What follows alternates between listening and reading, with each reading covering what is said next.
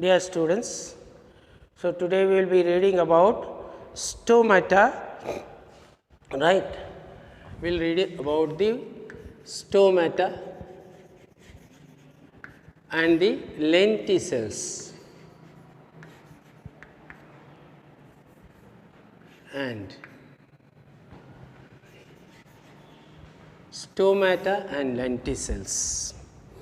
I have told you that this stomata, if you remember,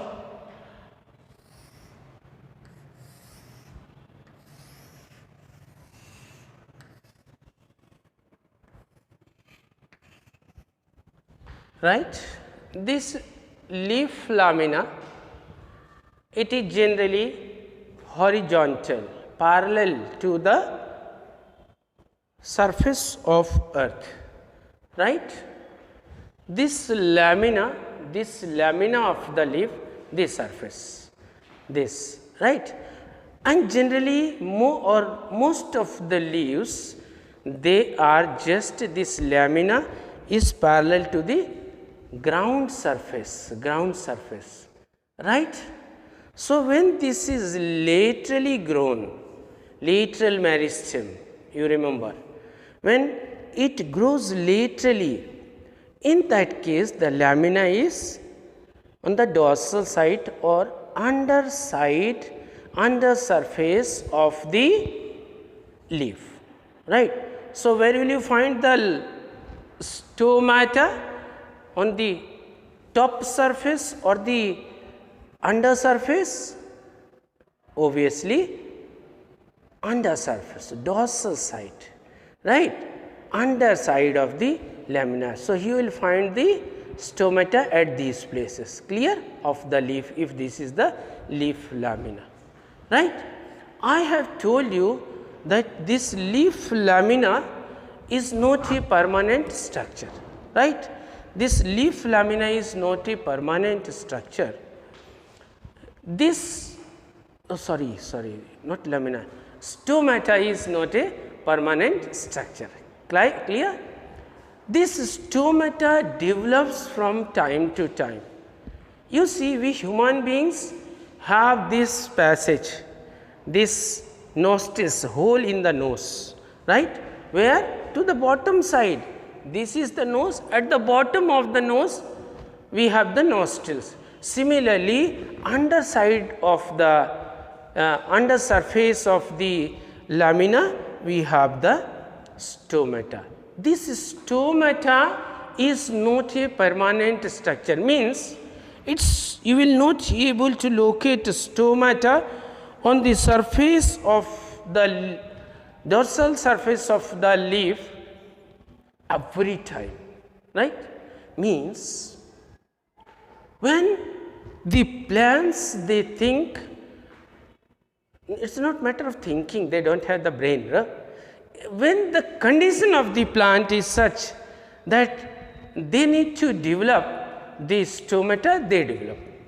Now, what is the mechanism of this stomata? I will tell you now. Let us magnify this. Magnify means enlarge a small part of leaf. This small part of leaf I am just magnifying. So, you see this leaf is made up of cells, right. So, many cells, they make, right. This way, so many cells, they remain adjacent to each other, right. 1, 2, 3, 4, 5, clear. And these all 5 cells, they are kept together by a specialized cell, right, like the shape of a bean. Now, this is a cell, that is a specialized cell, right, and this cell keeps these cells together, right. As you have seen the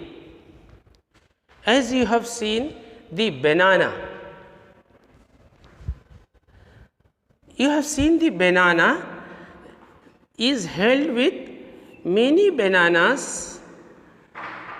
They are held with a stalk.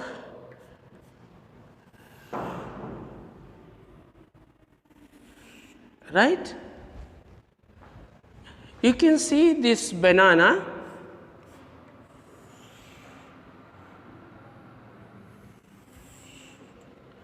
Three,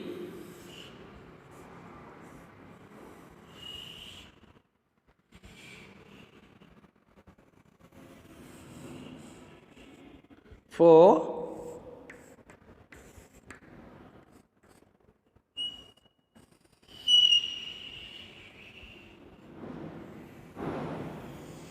five. You can see these 5 banana, they are kept together with a stalk, this one. 1, 2, 3, 4, 5. These 5 bananas are kept together. These 5 banana, 1, 2, 3, 4, 5. These 5 bananas, they are kept together or held together by a stalk, by a structure, that is the part of the branch or stem, right?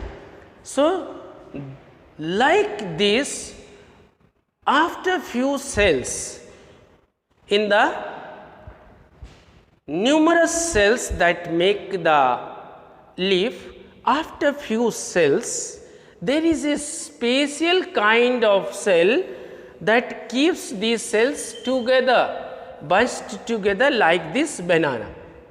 And the name of this cell is guard cell. Guard cell. Why the name guard cell now, is it clear? Because this cell guards or keeps all this bunch of cells safe and together, right? That's why the name guard cells, right? Similarly, the cells in this side, they are also held together by another guard cell, and here you see the adjacent cells, leaf cells. So, here you see 1, 2, 3, here 1, 2, 3, this way 4. So, this way these cells are held together by these guard cells. Again, after few cells, what you see? Again you will see one guard cell that will keep the cells together like the bunch of banana, right? And why the name guard cells? Because this cell guards these cells, right? This cell guards this bunch of cells. Clear? So, these two are again the guard cells. These guard cells are specialized cells. These guard cells, they are little bit different from these other cells present in the leaf or that make the leaf. What is the difference? The difference is that this outer side or opposite side of the guard cell, that is away from this bunch of cells, is very thick. This wall is very thick. The reason is this is thicker as compared to the rest of this cell wall of this guard cell. This portion, the facing portion, the reason is there is no connection, or these cells do not join each other, there is a gap. What is the reason? All these cells, they get a chance to push away their extra cellulose or glucose that they have formed because of the photosynthesis process. They push into this, and ultimately here is a gap. So, this gap or this D-link you can see between these two guard cells makes most of the starch gets deposited here and makes this cell wall thicker, right. Not only the excess starch, the water, the excess water they have, excess water, because you know the roots they keep on absorbing the water from the soil and they continuously absorb this water and keep sending it to the leaf cells for photosynthesis, right.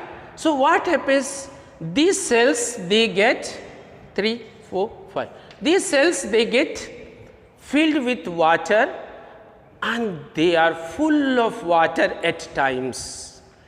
As you may have seen, in the morning you switch on the pump motor in your house to fill the tank overhead on the roof of your house and you forget to switch off. By the time the tank is completely filled and it starts overflowing, right. Similarly, what happens, these cells once they are full of water, they push this water into this guard cell along with this carbohydrate and other unwanted materials, clear. So, what happens, this guard cell also becomes filled with water. So, there is a limit, it can hold say 1/100th of a milliliter or of water, this also gets filled with water at times, clear. This guard cells gets filled with the water at times, clear. You follow? This also is full of, so what is here? You have the H2O. This H2O has come from these cells. This cell got filled, so pushed here. This get full pushed here and this ultimately again pulled here. So, this also is full of water. Now, this is full of water at times, but after some times what happens, though the adjacent cells they keep on pushing out their excess water in the guard cells, these guard cells they cannot hold any more of water.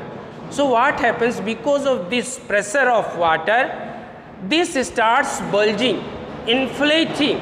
So, what happens, this size, this border that comes here like this, and because of this push on the walls of this cell because of water, this inner wall also is pulled slightly towards in this direction, but as this one is thicker, it is very slightly pulled and this take the new shape like this. The new shape of this guard cell will become like this, like the seed of a bean, like the bean seed, right. Earlier this was the shape, do you remember? This was the shape. Now, once this is full of water, so because this outer wall of this cell is not so thick, it is pushed outwards because of the pressure of water, and the inner wall of this guard cell is pulled towards the outer wall because of this pressure, and this takes the shape of a. So, now the new shape of this guard cell is like the shape of a bean seed. Same thing happens with this one, this adjacent guard cell, and you have a new guard cell that is shaped like this bean seed. Now, you can see, and now I will show you the new shape after this is full of water. So, this will be the shape of the guard cell once this is inflated or swell up because of the pressure of water inside this, clear. So, on the leaf what you see, in between these two cells, adjacent guard cells, a space is created, a vacant place is created, and this vacant place is known as stomata. or stomatal pore, right? In common it is not there, but once the plants have enough water to absorb or sufficient supply of water, they absorb the water, and thus what happens once this space is created known as stomata, the atmospheric air enters into it. What? Air of the atmosphere, air of the atmosphere. Atmospheric air enters into it. This atmospheric air's temperature is the temperature of the surrounding, and what happens because of extreme pressure on the walls of these water molecules, these water molecules, they are pushed out and come at these places in the form of gaseous state, nearly the gaseous state, or very small droplets of water, right?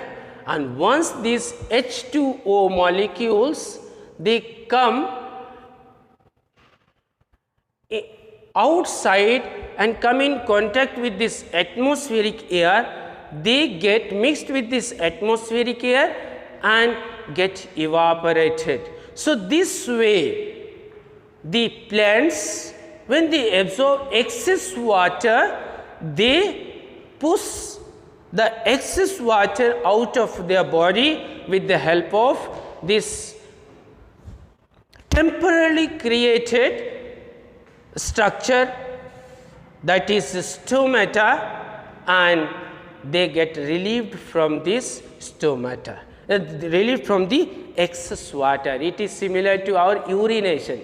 When you drink enough water, your urinary bladder is full of urine after some time, and once the urinary bladder is sufficiently full to exert excess pressure of this urine on the valves of the urinary bladder, the urethra opens, right? And from time to time you discharge the urine. Similarly, like the urination in human beings or animals, this is similar to that process, right? Do you follow? I will just repeat every step again, right? The leaf cells, they have the cells that make the leaf, and these leaf cells, once they are full of water, they push it to the adjacent cells, and some cells are held together like bunch with a special kind of cell known as the guard cell. That's why the name is guard cell. As these cells, they guard these cells. As you see, 1, 2, 3, 4, 5 bananas, they are held together by the. So here, if these are the cells, this one is guard cell. Clear? So these guard cells, once they are full of water, they cannot hold more water. This water is pushed at this space created between these guard cells, and that goes out. So when this water goes out, what happens? As this atmospheric air is in contact, if this much water will come out, this much place will be created inside, and immediately the gas molecules rushes into to occupy that place. Do you follow? As soon as this much of water comes out, this empty space is occupied by the atmospheric air present in this stomata. So this way what happens? The plants, they take in carbon dioxide from their surrounding. Do you follow? So this is the mechanism of stomata, right? Some people have concept that they have already located this place in between the guard cells, and they said this is the stomata. Stomata, But as this place is not widely open, they say this is closed stomata. Closed stomata. And when these guard cells become turgid, become full of pressure of excess of water from the adjacent cells, they take this shape and a place is created in between these guard cells, and then in that case they say open stomata, right. So, as these are not permanent structures, we can't simply say that open or close, but these are temporary structures. Do you follow? So, this is all about the stomata, right, and this is the not one, I have just shown you one, but on the leaf surface so many are there, so many stomatal pores you will see, hundreds and thousands you will see on one leaf lamina. I have told you that most of the plants, their leaves are arranged laterally or horizontally or parallel to the ground surface, but some leaves they are vertical, as in sugarcane you can see. In sugarcane the leaf goes upwards, in grasses the leaf goes it is perpendicular to the surface. Then you will have to search for which one is the top surface and which one. So, this is not the surface, this is tip of the leaf.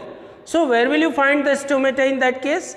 Yes, you should not confuse. In that case, once the leaf is vertical to the ground surface, the stomata is present on both the surfaces of the leaf. Is that clear to all of you?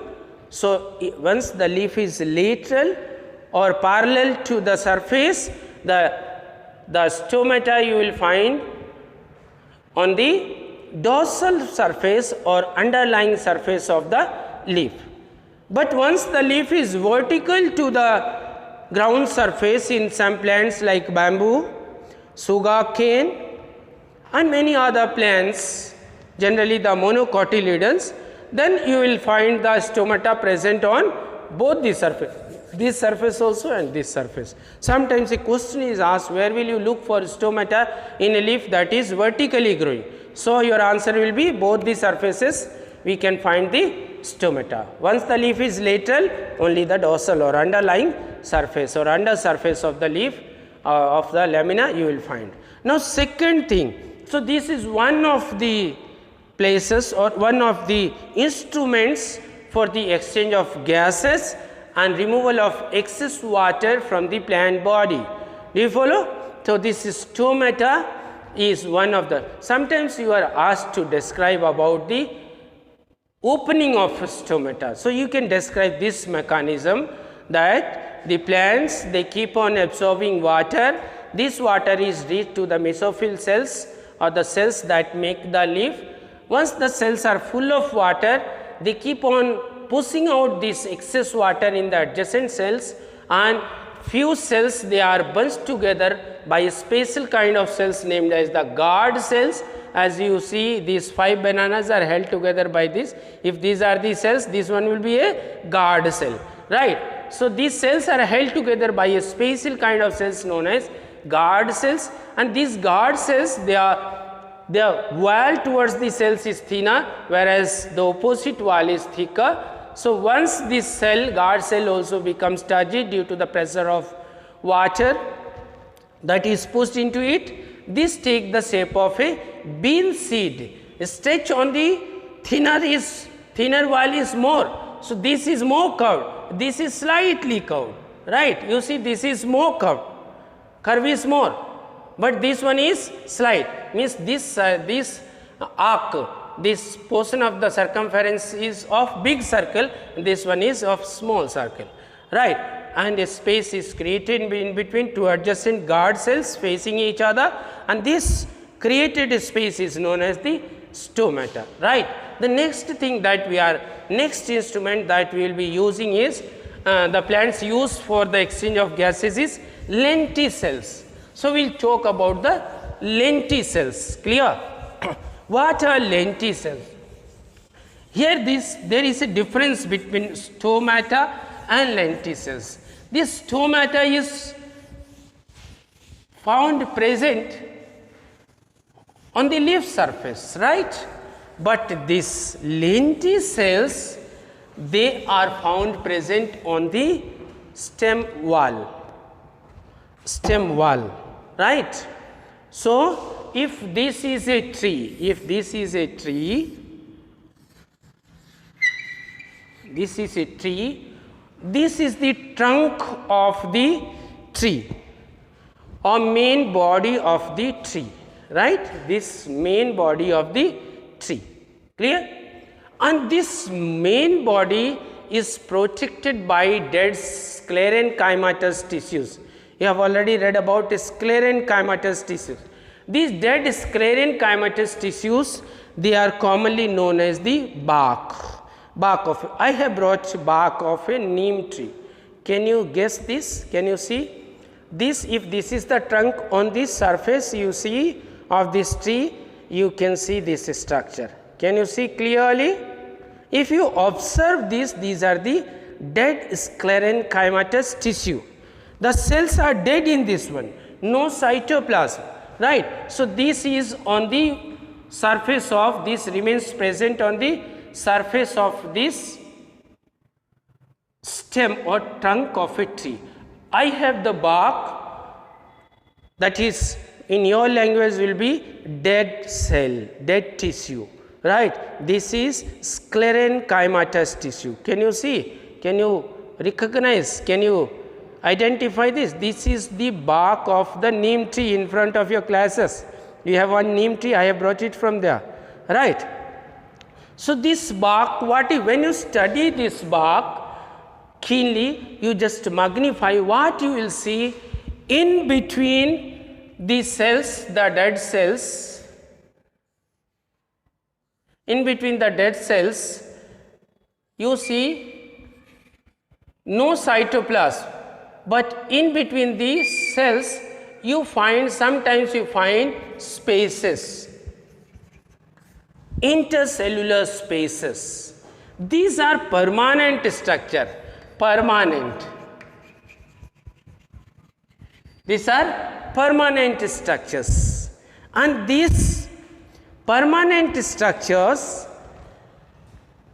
they allow the passage of gas, the atmospheric air. This space, we cannot say it space, this is a place. This vacant place is occupied by atmosphere air. This is occupied by atmospheric air, right? And you see just below this, means to this side, below this side on the wall, if this is on this stem, when you take it out, here you will see tender cells of the plant body, right? And these cells also have the intercellular spaces. If this is the arrangement of the cell, here this one is intercellular space.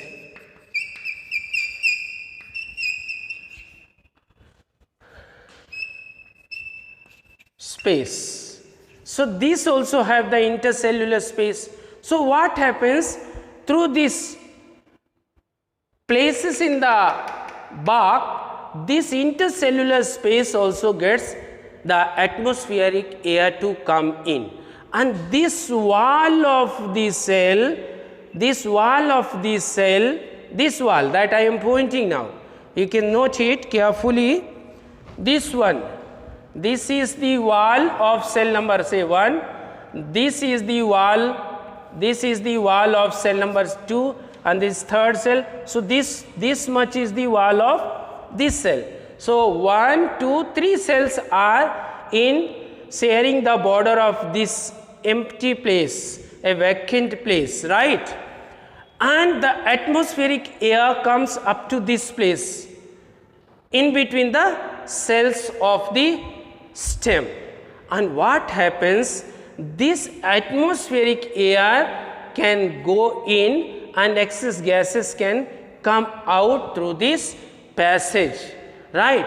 So, this holes or gap in the sclerenchymatous tissue or the bark of this, the gap in between. You see, in between these cells, gap is there, right? And this gap allows the atmospheric air like this. So, through this the gas goes up to the intercellular space protected under this tissue, and thus these cells, they can exchange the gases, they can give out or they can intake the gases from them with the atmosphere. So, this place or this passage in the bark, this is known as lenticel. Is that clear? What is lenticel? Lenticels are permanent holes or passages present